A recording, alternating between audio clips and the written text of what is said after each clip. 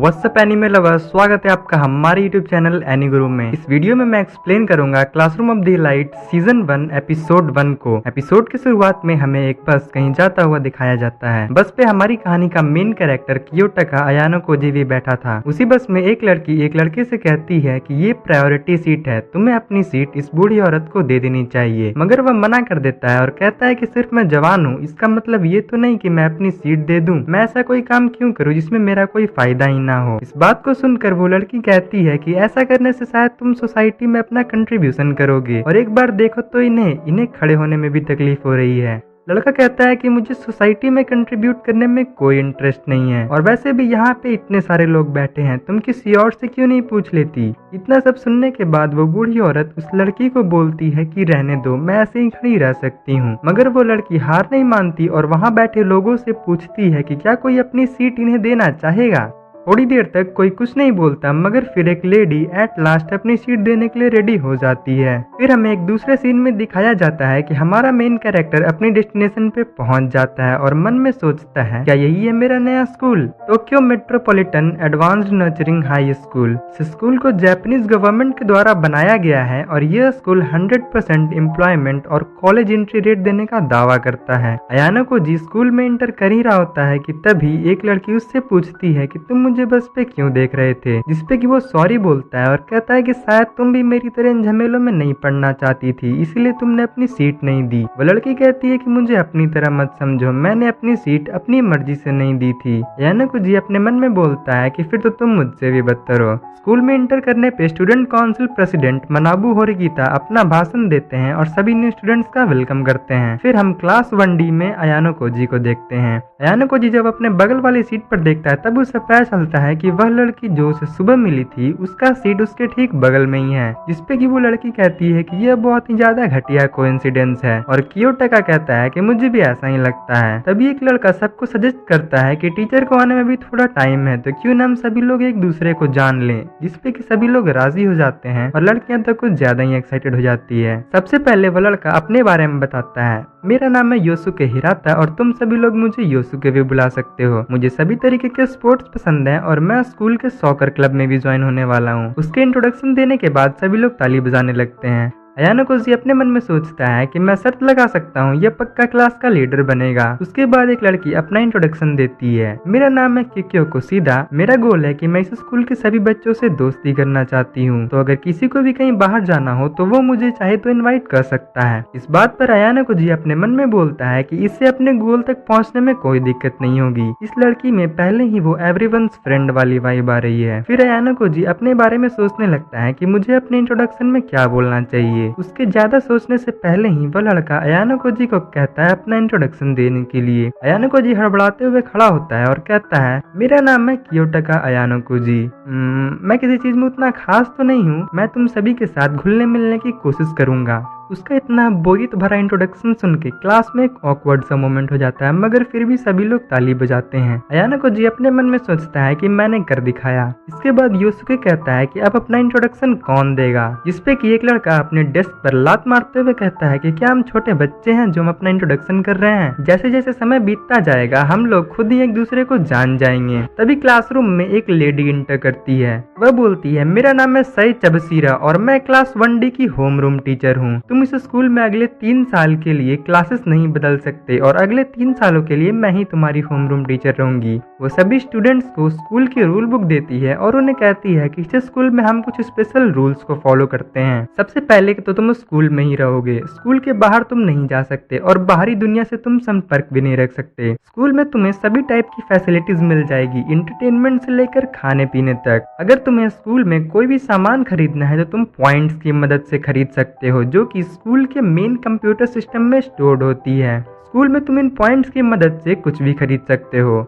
एक पॉइंट की कीमत 1 येन है। तुम सभी लोगों को हर महीने 1 लाख पॉइंट मिलेंगे। 1 लाख पॉइंट सुनकर सभी स्टूडेंट्स हैरान हो जाते हैं। चबसीरा उन्हें कहती है कि हैरान मत हो, यह स्कूल सभी स्टूडेंट्स को मेरिट के बेसिस पे जज करता है। फिर हम एक दूसरे सीन में देखते हैं कि अयानको जी एक मॉल में शॉपिंग कर रहा होता है। पेमेंट कंफर्म होने पे वह बोलता है कि यह तो बिल्कुल असली पैसों की तरह काम करता है। 25 स्टूडेंट्स हैं हर क्लास में और 4 क्लासेस थी हर ग्रेड में। इसका मतलब कि स्कूल में कुल 300 स्टूडेंट्स हैं। हर स्टूडेंट को एक महीने में 1 लाख पॉइंट मिलते हैं। इसका मतलब कि हर साल में 360 मिलियन पॉइंट्स अलॉट किए जाते हैं। हालांकि ये गवर्नमेंट देती है, मगर फिर भी अयानको जी को थोड़ा अजीब लगता है। वह शॉपिंग करके जा ही रहा होता है कि तभी उसे वही सेम लड़की मिलती है। वो उस लड़की को कहता है कि क्योंकि हम दोनों एक दूसरे के बगल में बैठते हैं तो हमें एक दूसरे को जान लेना चाहिए, और फिर उससे उसका नाम पूछता है। वो लड़की कहती है कि अगर मैं बताने से मना कर दूं तो क्या कोई दिक्कत है। इस पर कि अयानको जी कहता है कि यह थोड़ा अजीब हो जाएगा कि हम दोनों अगले 3 साल एक दूसरे के बगल में ही बैठेंगे मगर एक दूसरे का नाम भी नहीं जानेंगे।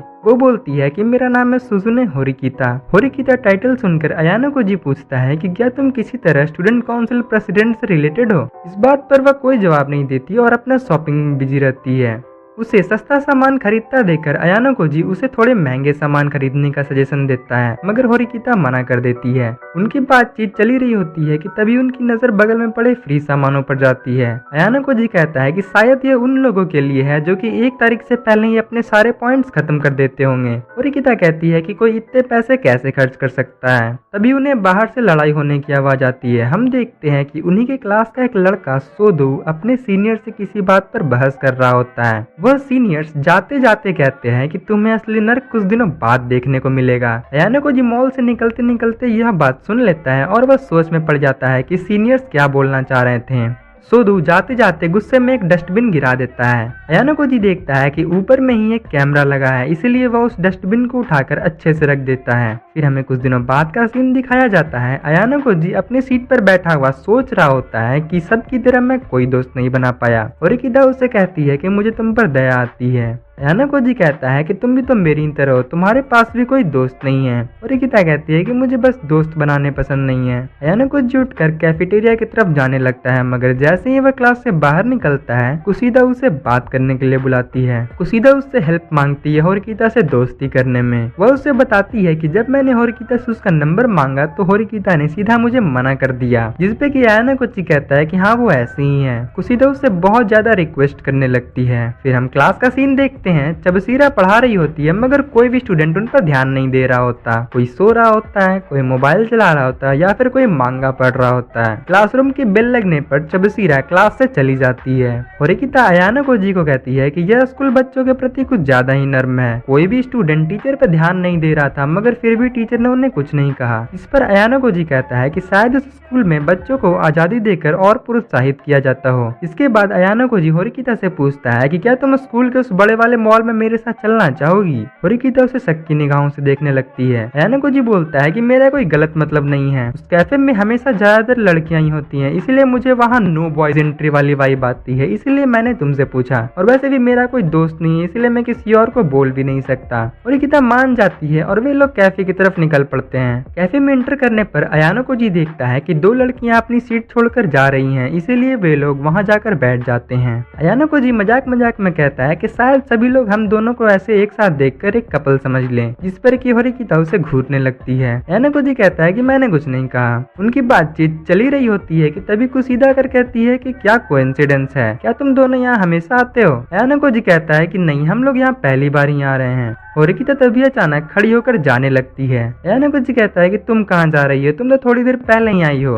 होरिकिता कहती है कि क्योंकि अब कुशीदा आ गई है तो अब तुम्हें मेरी जरूरत नहीं होगी। अयानको जी कहता है मगर कुशीदा और मैं तो सिर्फ क्लासमेट ही हैं, हम दोनों एक दूसरे को अच्छे से नहीं जानते। होरिकिता कहती है कि हम दोनों भी सिर्फ क्लासमेट ही हैं और वैसे भी मुझे यहाँ कुछ गड़बड़ लग रही है। कुशीदा कहती है कि ये तुम क्या बात कर रही हो, ये तो बस एक कोइंसिडेंस था। अयानको जी अपने मन में बोलता है कि अच्छी कोशिश थी कुशीदा। होरिकिता कहती है कि हम दोनों से पहले यहाँ जो स्टूडेंट्स बैठे हुए थे वे लोग अभी हमारे ही क्लास के थे। अभी क्लास खत्म हुए सिर्फ 2 मिनट हुए हैं, तो वे लोग इतनी जल्दी आकर कैसे जा सकते हैं। यह सब सुनकर अयानको जी कन्फेस करता है। वो बोलता है मुझे माफ कर दो, ये सब प्लानिंग था। होरिकिता कहती है कि मुझे लग ही रहा था। तभी अचानक से कुशीदा खड़े होकर होरिकिता का हाथ पकड़ के कहती है प्लीज मेरी दोस्त बन जाओ। इस पे वो बोलती है कि तुम बस अपना समय बर्बाद कर रही हो, मुझे दोस्त बनाने में कोई इंटरेस्ट नहीं है। कुशीदा कहती है फिर तो तुम पूरी तरीके से अकेली हो जाओगी। वह कहती है मुझे अकेले रहने में कोई दिक्कत नहीं है। अयानको कोजी उससे पूछता है क्या तुम श्योर हो कि तुम अगले 3 साल बिना दोस्त के रहना चाहती हो? वह बोलती है कि मैं पिछले 9 सालों से अकेली रही हूँ और अगर तुम किंडरगार्टन मिला लो तो और ज्यादा हो जाएगा। यह कहकर वो चली जाती है। उसके जाने के बाद कुसीदा अयाना कोजी को कहती है कि मुझे माफ कर दो, मेरे चलते अब होरिकिता तुमसे भी गुस्सा हो गई। अयाना कोजी कहता है कोई बात नहीं। वे लोग वापस जाते हुए बातें कर रहे थे। कुसीदा कहती है शायद मेरा गोल अधूरा ही रह जाएगा, जिसपे कि अयाना कोजी कहता है कि मुझे लगता है वो एक एक्सेप्शन है। जाते जाते कुसीदा इचिनोसे से मिल जाती है।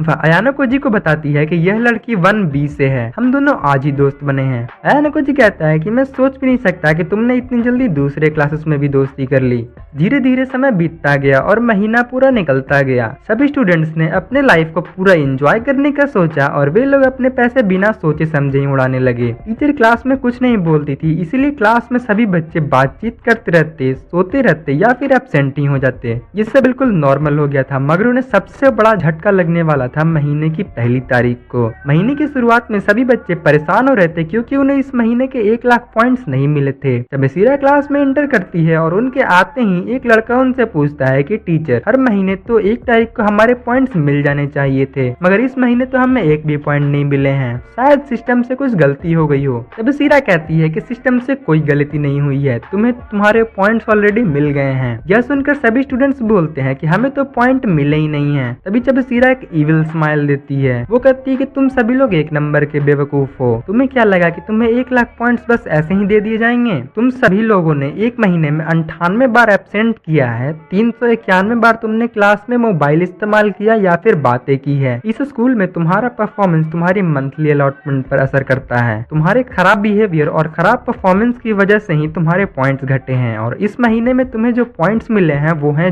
0। यह सुनकर सभी बच्चे परेशान हो जाते हैं क्योंकि अधिकतम बच्चों ने अपने पॉइंट्स खर्च कर दिए हैं। एक बच्चा उन्हें कहता है कि आपने हमें ये सब पहले क्यों नहीं बताया? इस पर चबसीरा कहती है कि मैंने स्कूल के पहले दिन ही कहा था कि ये स्कूल बच्चों को मेरिट के बेसिस पर जज करता है। तुम सभी लोग कचड़े के समान हो, तुम्हारी कोई वैल्यू नहीं है। और इसी आइकॉनिक सीन के साथ एपिसोड 1 यही एंड होता है। गाइज, अगर आपको हमारी एक्सप्लेनेशन पसंद आई हो तो वीडियो को लाइक